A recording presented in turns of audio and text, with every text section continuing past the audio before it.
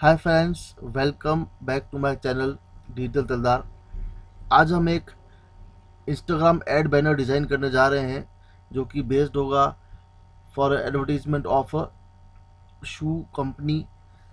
तो देखते हैं हम ये बैनर कैसे बनता है और फिर मैं आपको एंड में बताऊंगा कि इस बैनर की क्या वैल्यू है और इस टाइप के बैनर्स क्यों बनाए जाते हैं।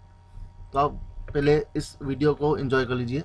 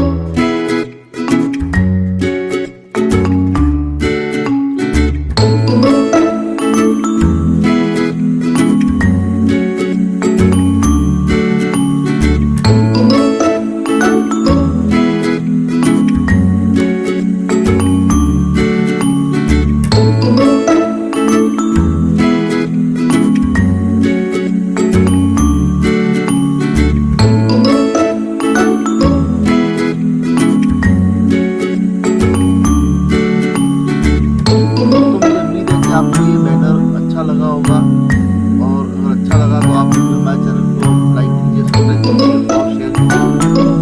दोस्तों, ये इंस्टाग्राम एड बैनर हमने बनाया है